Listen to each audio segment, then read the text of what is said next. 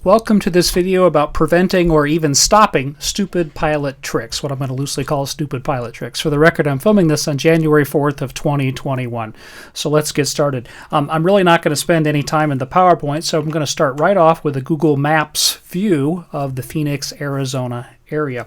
And if you'll permit me, what I'm going to do is talk about two kinds of stupid pilot tricks that I argue that controllers might be able to make some absolutely remarkable saves on. Make no mistake about it, these are going to be very hard, it's going to be really tough, but you can absolutely save lives if you bring your A+ game to the table on a given day. So I want to start with a small personal story. So I grew up in the Phoenix area, not far from the Scottsdale Airport, and if I zoom in on the Scottsdale Airport, I'll mention that I worked there for about a year as a line service technician at one of the FBOs that was there. And when I was working there back in 85, 86 time period, there was a restaurant over here in the Air Park area. So this building right here, if I take the little Google Maps Street View guy, park it over about here, rotate it, you can see this is a restaurant. It looks like it's for lease or for sale at this point. It's changed hands over the years. Actually, the building and the restaurant's been there for about 50 years. When I worked there, it was a place called the Dallas House. Now, sometimes we would have people who would fly into the Scottsdale Airport, park on the ramp, say, hey, can you run us over to the Dallas House? Okay, so as a young line service kid, I'd throw them in the golf cart, we'd drive them down to Dallas House, and a couple hours later they'd call, say, hey, can you pick us up? All right, so I'd take the golf cart over there, pick them up, and bring them back. And when I did that, I was told when I first started working there that you might just try to take a sense of whether the pilot has had anything to drink, and if the pilot's had anything to drink, do us a favor, just bring him into the building and have him talk to somebody. We'll kind of let the FBO management, it was a different company back then, it wasn't Ross Aviation. We'll have somebody from management kind of assess, and if it seems like the pilot's been drinking it all, we'll just do something to keep them from flying and killing themselves, right? Okay, so that's something that I was aware of from among my earliest days in aviation. Well, one time back when I was working there, somebody actually taxied back to the restaurant, which is fine. Scottsdale's kind of interesting. It has several taxiways kind of nestled back in the Air Park area. If you take a look at Scottsdale, you'll notice the taxiway goes through a gate here, and it goes back to some taxiways in the corporate air park back here. There's another one that comes over here, kind of a J shape. One of the coolest ones is down at the south end of the airport.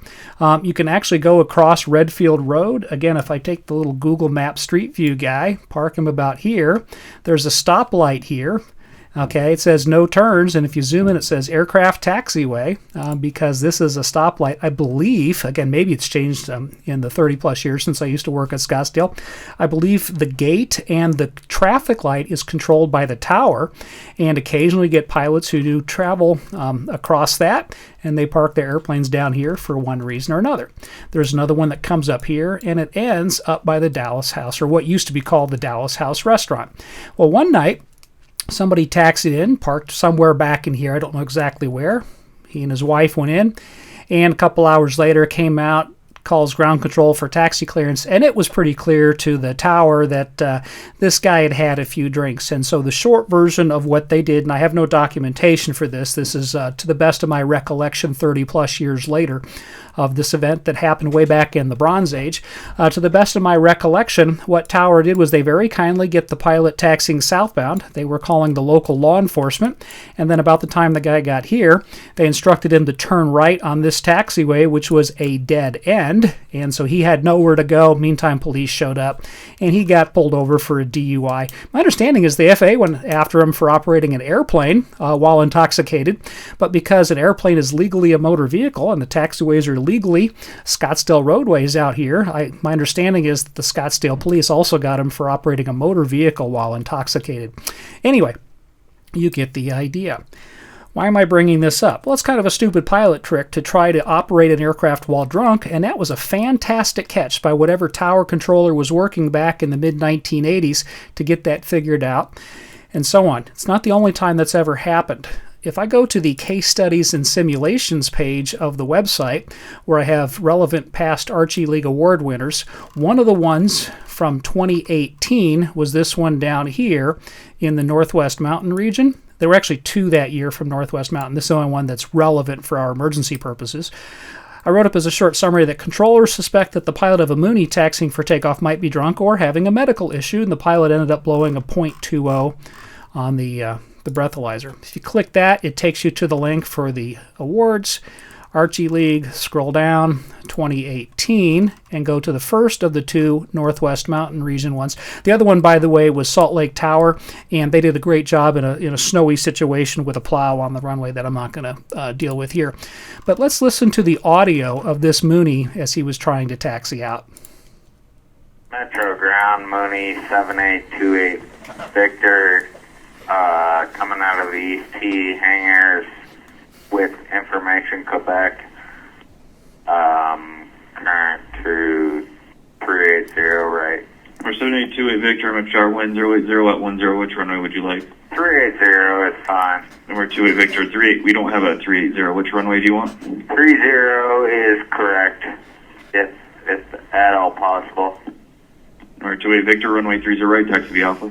Taxi via Alpha 380. Number 28 Victor, it's runway 30 right, taxi via Romeo 2 Alpha. Romeo 2 Alpha, 728 Victor. Number 7828 Victor, I need runway 30 right, runway 30 right, taxi via Romeo 2 Alpha. Ground station 0 Alpha 5 taxi signature. 28 Victor. Number 28 Victor, you got stepped on standby, hold your position, please. Citation that just exited, say your call sign. Yeah, sorry about that. 339 Echo Sierra Alpha 5 taxi signature. Number 339 Echo Sierra, Metro Ground, run taxi signature via Romeo 3 cross runway 3 at Alpha. Via Romeo 3 cross runway 3 at Alpha 9 Echo Sierra. Number 28 Victor, I need runway 30 right and your call sign, please. 38 Victor, or 28 Victor, taxi via, taxi via Alpha 28 Victor. Number 28 Victor, runway 30 right and your call sign, please, and verify you have information, Quebec. 3830 Victor and 28 Victor, back. Number 28 Victor, hold your position, please. Holding position, 28 Victor. Number 28 Victor, are you familiar with the airport or have an instructor on board? 28 Victor is somewhat familiar with the airport. Over. Number 28 Victor, roger, hold your position. Holding position, 28 Victor. Number 28 Victor, go ahead and shut down your engine. Airport wanted to talk to you real quick. They're almost out to you. We will end there. In the textual description, it talks about when this controller was having problems, he turned to his colleague and 10-year veteran air traffic controller, Jacques Milou, I believe I'm pronouncing his name correct, who had experience with dealing with a similar situation. I don't know if that was another drunk or not. But anyway, about this point, Milou spoke with ops personnel, and they had somebody go out and talk to him, and eventually the guy took a breath test, the result of which was a .207 blood alcohol content, and that was about 3 hours later. So this guy was clearly a little sauced by the time he was taxiing out. Absolutely fantastic catch, and they deserve the award for this. That is going to be really hard to interrupt, but I want you to notice something. It's described as they thought maybe he was drunk. Maybe, though, it was some kind of medical problem. And so if you ever get something like the anecdotal thing I'm talking about from Scottsdale Airport from about 85 or 86, or this thing from 2017, okay, and you have a pilot who sounds like the pilot of that Mooney, yeah, maybe they're drunk. It might be a medical issue. You're going to have to improvise, but take whatever steps you can. Let's look at one more, because both of these involved airplanes that were taxiing for takeoff. What if you have an airborne aircraft? This one's going to be a little bit tricky. To do this, we're going to go to an NTSB report for an incident that took place in 2016 over Colorado. This was a Cessna P210, the pressurized 210, loss of control in flight, and the one person on board was killed. Private pilot was conducting a cross-country flight at 17.5, was receiving VFR flight following. Suddenly, about 2 hours after takeoff, the pilot stated over the radio, I'm going down and I'm going down hard. Based on the pilot's speech, it became apparent to the controller that the pilot was experiencing some kind of distress. There was concern. It was totally reasonable to think that maybe this was hypoxia, carbon monoxide poisoning, or some other medical condition that was affecting his speech and his ability to control the airplane. However, even though they did descend the pilot, Okay, the behavior remained the same, so that maybe suggests it's not a hypoxia situation. At one point, the pilot, among other things, during 3 different radio transmissions, the pilot said, "Hey, I can show you whatever." And one of them, "You guys want me to do Muller?"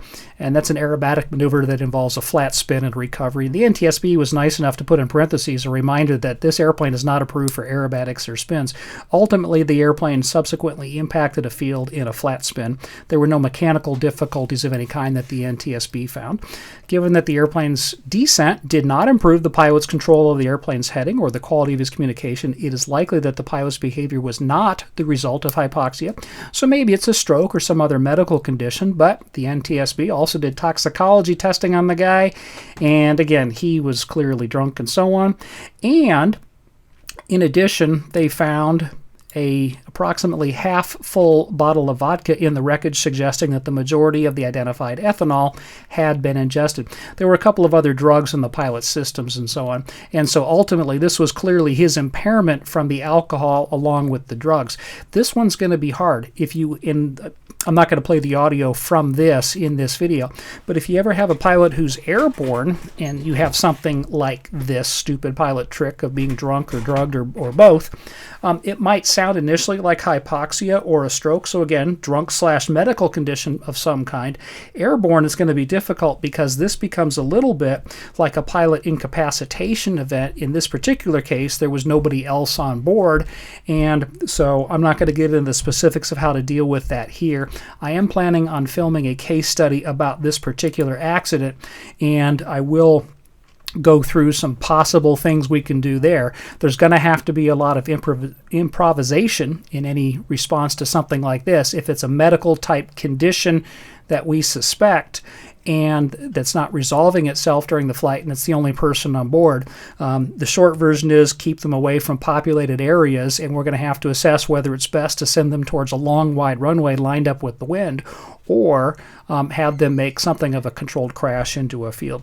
If you'd like to see a little bit of an example of something that was like that on the case studies and simulations page, you can go to this case study that I have already filmed about John and Martha King's 1975 South Dakota crash. And you have my word, John and Martha King were not drinking, they didn't have a stroke. But in that case study video, after I talk about what happened in their forced landing situation, I talk about another recent event where a pilot did have a heart attack, was the only person on board, and the controllers in South Dakota did a wonderful job in doing everything they could to save the pilot's life in that particular situation. Ultimately, they were unsuccessful. But the kind of things that the controllers did in South Dakota that are discussed in this video are the kinds of things that would be done in this kind of a situation as well. Okay, so one category of what I'm calling stupid pilot tricks is something like drunken type piloting and so on.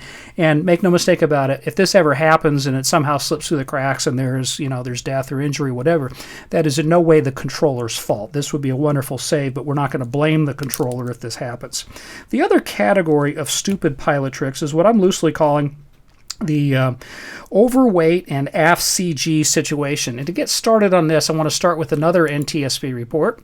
This was an event that took place coincidentally also at Scottsdale Airport long after I worked there. This was April of 2018. It's not a big deal. Note the local time. So it was evening. It was dark when this took place. Not a big deal in terms of this. This was loss of control in flight. 6 people on board a 6-seat Comanche. Some Comanches are 4 seats.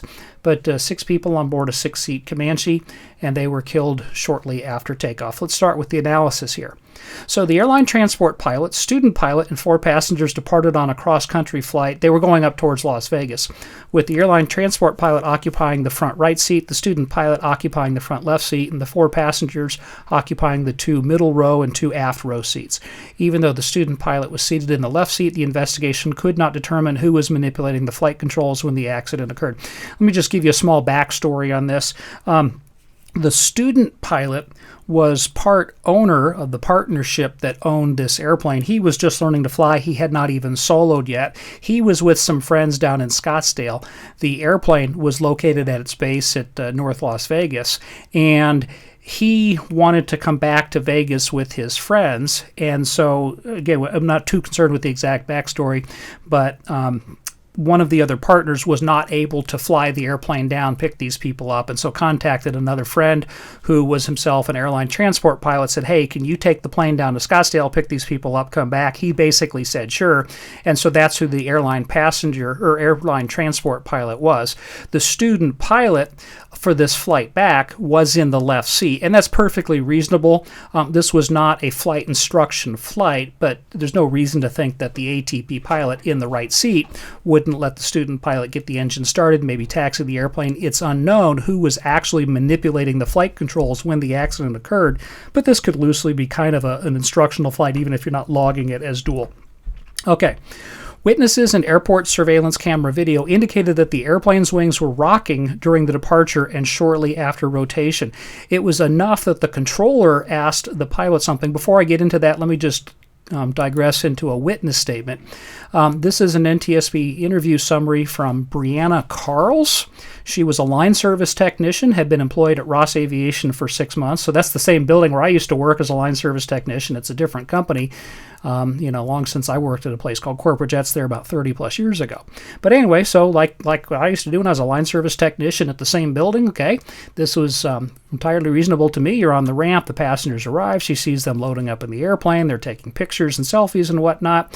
For what it's worth, she saw the pilot attempt to start the airplane engine and it took multiple attempts. That's not a big deal. These fuel-injected engines, when they're hot, and it was still fairly hot because the plane had just come in from Vegas and it's Phoenix in April, so even though it's night, it's still warm and so on. That's not unusual. That's not a red flag. But anyway, so this line service technician watches as they taxi out. Everything seems fine. She's not watching the takeoffs, probably. That's not what I did, for a living. I was, busy working. But, you're aware of airplanes that are flying and so on. Anyway, but she watches the airplane roll down the runway, eventually leave the ground as it approaches basically her beam location. I can sympathize with that. I used to work on that same ramp. I know exactly what that looks like. And once it reached taxiway Alpha 4, roughly perpendicular to her location, the airplane started to roll from left to right. She could not tell if the landing gear was touching the ground, but the rolling motion was extreme. So in addition to that extreme rolling motion, the airplane's nose began to pitch up and down, and the combined movements were so aggravated it almost seemed as if the pilot was playing around. Now, the oscillations did diminish. The airplane began to climb, reached about level with the top of the adjacent airport buildings. Okay, it began a climbing left turn, and then just about the time that the turn was progressing and the nose started to go back down, it went out of her view behind the buildings and a fireball erupted a little bit later. In the meantime, she didn't notice anything else that was unusual. But this line service technician, who works not far from the runway, saw this extreme rolling motion and this oscillating pitch motion. So presumably that is the kind of stuff that the tower controller saw. By the way, before I go further, let me make absolutely 110% clear. This tower controller did absolutely nothing wrong whatsoever. This is absolutely a stupid pilot trick type of thing. I'm talking about trying to see if we can up our game, and every once in a while we're going to catch something like this and find a way to help. So let's kind of go back to this. So the controller presumably saw those same kinds of extreme rolling and pitching oscillations and so on, and the controller keyed up and asked if the airplane was experiencing any difficulties. According to the controller, the pilot responded, no, we're good. We're just in training mode. It's easy to say with hindsight that the pilot was lying through his teeth and so on. That's not what you do in training, okay? But clearly something seemed wrong to the controller. But I don't in any way begrudge your controller for saying something like this and taking that as an answer. I mean, the pilot's the one who's the PIC, right? You always had this one witness who says that the engine sounded if it was not developing enough power. I'm actually going to discount that, even though if we just pause there for a second. After the accident, post-accident examination of the engine did reveal a minor engine problem. This was not a big deal. It might have contributed very, very slightly, but that's not what was decisive. So I'm going to ignore the very minor engine problem. The last recorded radar data point indicated that the airplane's altitude was about 200 feet above ground level. A traffic camera, and that's a normal roadway traffic camera, located about a half-mile northwest of the end of the runway, showed the airplane in the left bank turning left. As the turn progressed, the bank angle increased. The airplane started to descend, and the airplane's wings were nearly vertical before the airplane impacted terrain. A post-crash fire ensued. Evidence indicated that at the time of the departure, the airplane was 135 pounds over its max gross weight and was loaded a little more than 2 inches beyond its aft CG limit. The CG is an important factor in flight performance. If the CG is too far aft, the airplane could rotate prematurely on takeoff, and longitudinal stability could be reduced. It is likely that during the initial climb, the pilot was unable to maintain airspeed, which resulted in a loss of control. If you go down to the probable cause, by the way, there were some small amounts of cocaine and ecstasy detected in the student pilot's toxicology samples. However, these were more traces that indicated past use, not immediate use. It's not even clear if the student pilot was the one at the controls. And so for what it's worth, the student pilot's cocaine and ecstasy use were not a factor in this accident. I only bring that up just in case you'd heard anything about this accident. I know in some of the public reporting, drug use was mentioned, but I agree with the NTSB on that. That does not seem to me to be a factor here. So the probable cause was the flight instructor, that's the ATP pilot, his failure to maintain airplane control during the initial climb as a result of the airplane being loaded above its maximum gross weight and beyond its aft center of gravity limits. Contributing to the accident was a slightly degraded engine. That's not ultimately going to be decisive. I'm sure it was a small factor, but the real problem is that you're overweight and behind the aft CG. So let's talk about this and make sure we understand what's going on in these kinds of situations. To understand that, I want to go to the Pilot's Handbook of Aeronautical Knowledge. Sorry, I left it on the page when I was highlighting. And while there's a full chapter in the book about Chapter 10, weight and balance, that actually has a little bit more to do with like how to calculate weight and balance. The real effects of weight and balance stuff is located in Chapter 5, Aerodynamics of Flight. And in the section on weight and balance, starting on page 5-40, you have the effect of weight, and including if you overload the airplane, on flight performance. Let me cut to the chase on this one. Yes, it hurts performance, but at some level, it's not typically life-threatening. And I'm not excusing pilots who fly an overweight aircraft in any way whatsoever, but ultimately that's not really decisive. The effect of weight on aircraft structure, where you put 100 pounds into a part of the aircraft that's designed to only carry 80 pounds. The airplane doesn't fall apart just because you have 20 pounds more weight in it. So it's a problem. It is adding risk and so on. But those two things are not terribly decisive. Not so with the effect of weight, and especially if you overload the airplane with regard to stability and controllability. So let's go to page 5-42 and kind of take a look at what it says there. So it starts off down here. It says overloading also affects stability. Now, let me just pause before I go into this in any more detail. The effect of weight on flight performance. It is risky, it's bad to do, it's illegal as hell, but at some level, and I am not excusing this in any way, I'm just trying to be honest about assessing how some pilots are looking at this. If you're a couple pounds overweight, the airplane doesn't crash because you're a couple pounds overweight. You can kind of get away with this. Again, keep in mind, I'm not excusing this whatsoever. I'm just saying, in reality, this isn't really a big deal. And the reason I bring that up is because pilots, I think, can approach this kind of a section and say, yeah, I can bend this rule just a little bit. Same kind of thing with bending the rules about the effect of aircraft or of weight on aircraft structure. But then you have a section where it's like, all right, I can kind of get away with bending it. I can kind of get away with bending the rules again. But then your mindset is, well, maybe I can bend the rules on this one a little bit. And I don't think pilots realize how really dangerous this section is. So let's understand this. Overloading also affects stability. An aircraft that is stable and controllable when loaded normally may have very different flight characteristics when overloaded. Although the distribution of weight has the most direct effect on this, an increase in the aircraft's gross weight may be expected to have an adverse effect on stability, regardless of location of the center of gravity. The stability of many certificated aircraft is completely unsatisfactory if the gross weight is exceeded. By the way, when I have a student pilot working towards their private pilot's license, typically we're in something like a 172 four-seat airplane. It's just the two of us, and they get used to a fairly forward center of gravity, and we're not quite at max gross weight. And so they get used to a certain feel, for the airplane in terms of performance, stability, controllability, and so on. Excuse me. Then they get their license and they say, okay, I'm going to take my whole family up for a flight. Well, what happens is the typical rule of thumb for small GA airplanes, whatever number of seats are in the airplane, if you put 4 adults in the seats, you're probably flirting with overloading the airplane and flirting with having the center of gravity behind the aft CG limit. Ultimately, those kind of last 2 seats, if you want to look at it, the back 2 seats in a 4-seater or the back 2 seats in a 6-seater, that's kind of designed more for kids or for, let's say, petite folks, okay? If you're putting 4 big adults in a 4-seat airplane or 6 big adults in a 6-seat airplane, the rule of thumb is you're probably flirting with overweight and aft CG. So what kind of effect does the load distribution or the CG also have on the airplane? And keep in mind, usually when a pilot is behind the aft CG limit, they are also overweight with the airplane. Let me skip the green for a second and come down to the yellow here. This says that the rearward CG limit of an aircraft is determined largely by considerations of stability. The original airworthiness requirements for a type certificate specify that an aircraft in flight at a certain speed dampens out vertical displacement of the nose within a certain number of oscillations. You saw that in what I called Flight 1 when we learned about pitch stability.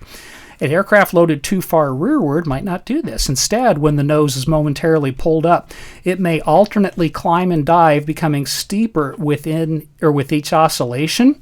This instability is not only uncomfortable to occupants, but it could even become dangerous by making the aircraft unmanageable under certain conditions, like what happened to this Piper Comanche in Scottsdale back in 2018. An aircraft loaded to the rear limit of its permissible CG, and to say nothing of what happens if you load it beyond it, but even if it's loaded to the rear limit of its permissible CG, it definitely handles differently in turns and stall maneuvers, and it has very different landing characteristics than when it's loaded near the forward limit like you typically get in training. For what it's worth, the aircraft becomes less stable as the CG is moved rearward. This is because when the CG is moved rearward, it causes a decrease in the angle of attack. Therefore, the wing contribution to the aircraft stability is now decreased, while the tail contribution is still stabilizing.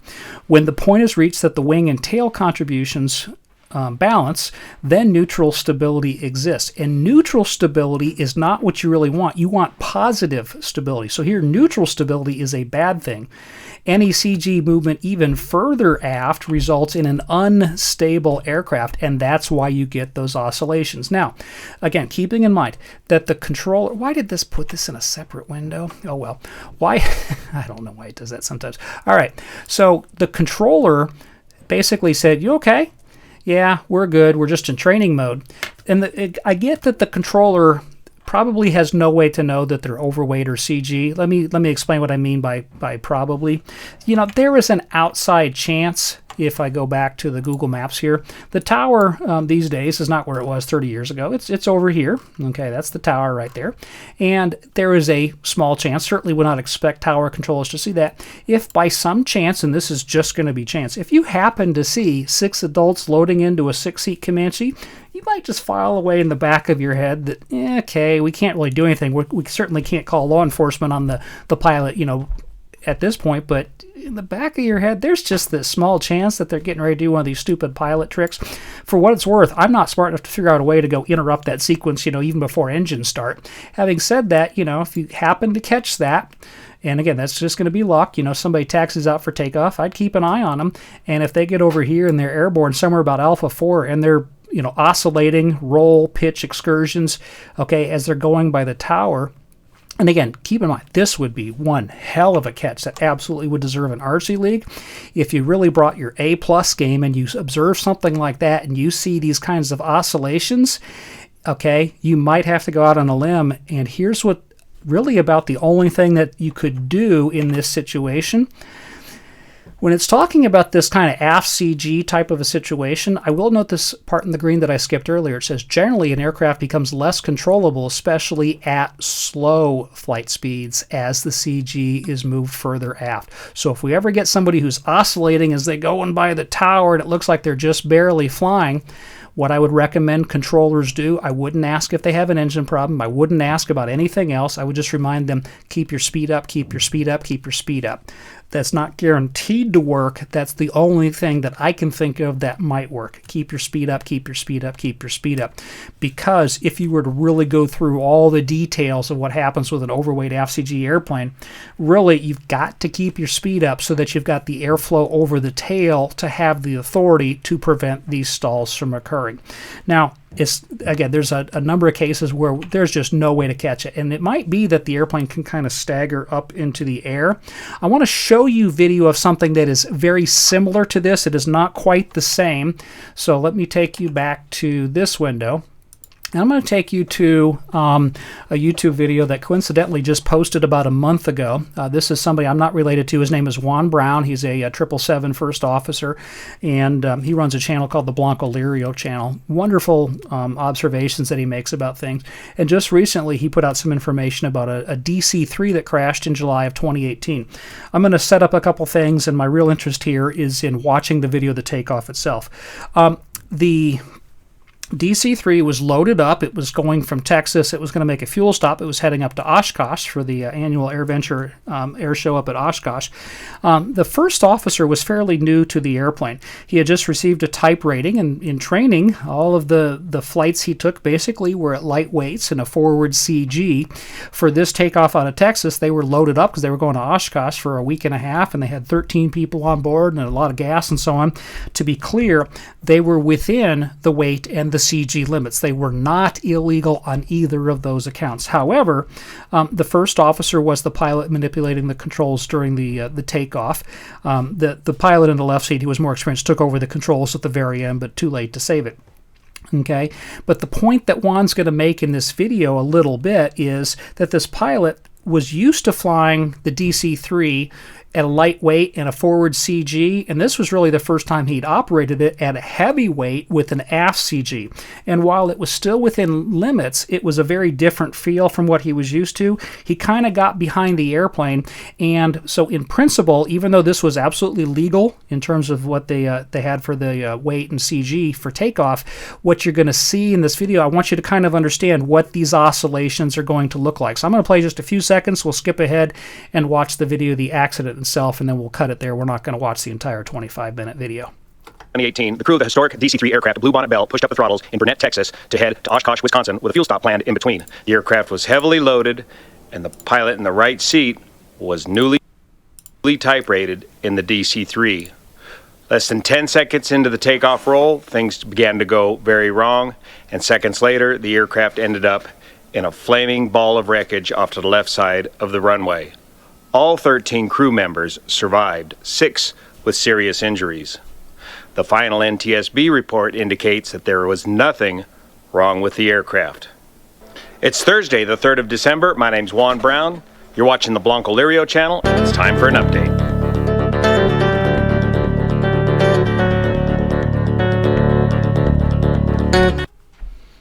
Okay, I'm going to fast forward to where the video occurs. Training and training, pilot training management. So let's go inside and see what happened. Okay, let's review the Matt Gallagher video footage of the actual incident.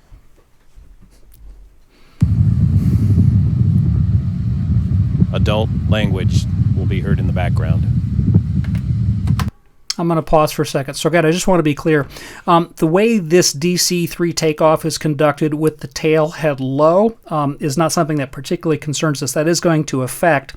So what we're doing is kind of repurposing what actually happens. And I want you to see, and again, each situation will be unique, but what I want you to look for is the kind of oscillations that take place right about the time of liftoff. For the record, here in the DC-3, they should have got the tail up sooner. They should have lifted off later. So part of what's going on here is a stall type situation at too slow a speed. But look for the oscillations.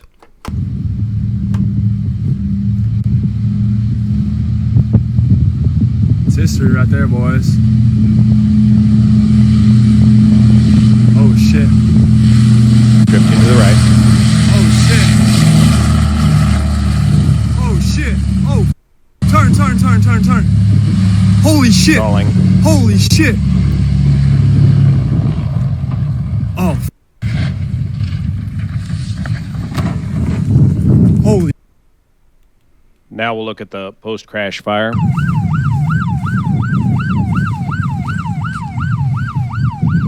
I will stop it there. And one other thing, I'm not going to play this, but if you're interested, if you go farther down into the video here at about the 21-minute mark. So here today with me today is Dan Grider, just came in from Monterey, North America. North America, on his usual North America hobo tour here.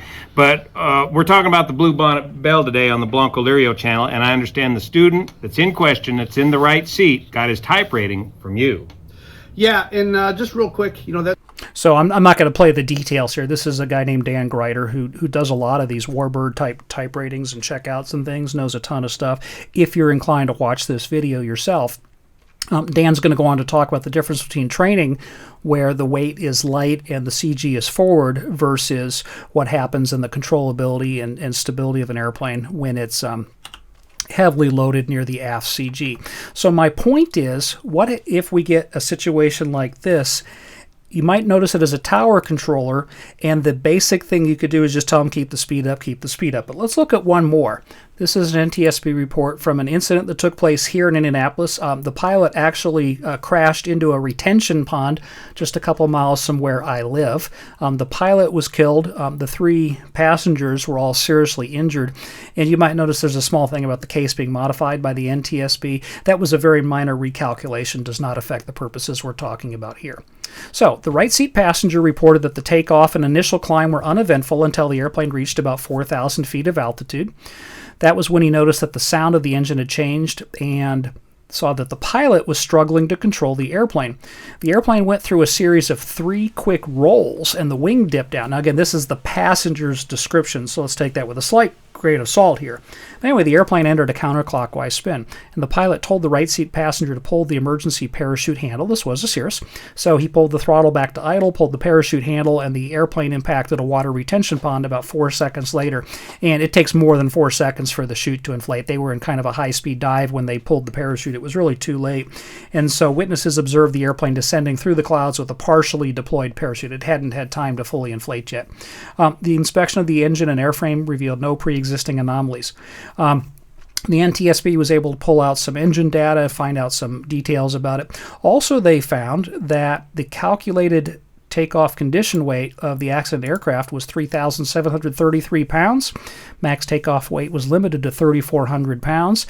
And for what it's worth, the center of gravity was at 148.7 inches. The aft limit is 148.1. You might not think that 0.6 inches makes much difference, but this airplane, okay, it was 0.6 inches behind the aft limit and they're overweight. That's just a deadly combination. The airplane was overloaded and the CG position was aft of the CG limit. An aircraft performance study, which utilized data extracted from the accident airplane, indicated that the airplane's airspeed decayed until the stall angle of attack of the wing was exceeded. The airplane was in a stalled condition for about 30 seconds, then entered a spin, and so the probable cause has to do with the overloading the aft CG. For what it's worth, not a big deal, but the airplane impacted on August 28th of 2006. 2 days earlier, the co-owner, who was not the accident pilot, took ownership of the new airplane, flew it down from Duluth, Minnesota with a Cirrus standardized instrument pilot. And then the day before the accident, that instructor pilot flew with the other co-owner, who was the accident pilot, on an instrument proficiency checkout in the new airplane. Okay, you're good to go, but what does this pilot do? Next day, he takes the family up. So he takes his adult son, he takes his wife, takes a family friend, and they're going to go down to Hilton Head. So they get the airplane loaded. They're 300 pounds overweight. They're behind the aft CG. This is in the stupid pilot category, tricks, okay? Now, he ends up, this is an uncontrolled field where he takes off, but it's IFR, so he gets his clearance. He's talking to Indianapolis Approach and so on. Approach did notice that the pilot was not flying his heading at one point, okay? So he was cleared up to 6,000 feet. He was assigned a heading of 150 at one point. He'd been on a 270 heading, a 240 heading, so turn left on course, okay, on course, Roger, still 150, yeah, that's correct. Now, the pilot at this point has turned much farther to the east. I don't expect a controller to notice that the airspeed is decaying, but what I'd like to do is a little bit of a counterfactual. To be clear, there is absolutely no way Indy Approach is going to recognize something like the speed decay while the pilot's climbing and remind him to keep the speed up. There's no way you're going to do that. ATC did ask about the heading a little bit. Okay, you say your on-course heading is 150, and at that point the airplane was on about a 75-degree heading and so on. But let me just do a slight counterfactual here. Again, you would have to bring your A-plus game to kind of save this situation. So let's imagine that the pilot doing this stupid pilot trick is kind of what I'm going to loosely call a smart stupid pilot. Here's what I mean. The pilot, you load up, 4 adults, you throw in some bags, you got full fuel and so on. Again, I'm not defending it. I'm just being honest here. You're overweight. You're flirting with the AFCG, if not behind the AFCG limit. And so I suspect some of the pilots who do these kind of stupid pilot tricks, they know they're sort of flirting with the problem. And so let's assume for purposes of discussion that you just carry a little extra bit of speed before you lift off. You start climbing and so on. And you think you're kind of getting away with it. You're sort of beating the odds. You're a smart, stupid pilot, right? Okay. For the purposes of discussion, let's assume that you have a smart, stupid pilot who gets into this situation. You just realize that you can't quite climb and you can't really comply with maybe an ATC instruction, and you can't keep your speed up. The smart, stupid pilot, to put it that way, needs to keep the speed up. And so what I can imagine a smart, stupid pilot doing in a situation like this, although this pilot didn't do it, is something like, hey, this is going to be a slow climb, or I need to descend, I need to keep my speed up. Approach controllers. That's the way this will present if it presents to us at all in a way we can catch. You're just going to have a pilot who's not going to be upfront with us. They're not going to tell us the truth. They're not going to say that they're overweight and behind the AFCG. They're going to try to disguise it, and they're just going to say something like, I'm having trouble climbing, or I need to keep my speed up, or I need to descend a little bit. They're trying to get away with it. At that point, and again, you're going to have to bring your A-plus game to this one. Controllers. If a pilot ever asks you something that's a little bit cryptic like that, please give them the descent, remind them to keep their speed up. There's no way, literally no way you can know for sure if there may be overweight AFCG type situation, okay? But do not ask them for whether they're having engine problems. Don't start asking them other questions. You ever get, again, this is going to be one hell of a save, but somebody just says, hey, we need to keep our speed up, we need to descend, we need to level off for a second. Please bend over backwards and give them that priority right away. Give them whatever descent they need. Give a pilot's discretion descent if they need, if you want to. Remind them, keep your speed up. Okay, and in that kind of hypothetical situation, the pilot's going to put the nose down, get the speed kind of back up. Eventually, they're going to get the speed back up. They'll kind of do a slow climb. They'll end up out in Hilton Head. You will never get an award for saving 4 lives or 6 lives. And again, this guy came down. He just missed some houses in a neighborhood, which was pure happenstance. He ended up in a retention pond. That was kind of sheer dumb luck in a sense. Controllers, you ever have somebody who just asked about something like needing to keep their speed up, or they need to level off, or a descent for a minute to get the speed up? Please just do it. You might be saving lives. You will never get an award. Nobody will ever know about it, but you can go home at the end of your shift knowing you might have just saved 4 or 6 lives plus people on the ground, and it will be one hell of a save. So, stupid pilot tricks. These will be incredible catches if you even get a chance to catch it. But if you suspect drunken pilot, just treat it as a possible medical condition. And if you ever suspect, for one reason or another, as a tower controller, maybe as an approach or center controller, that somebody is overweight and AFCG, just help them keep their speed up. It's not a guarantee, but maybe you're saving lives. Thank you very much.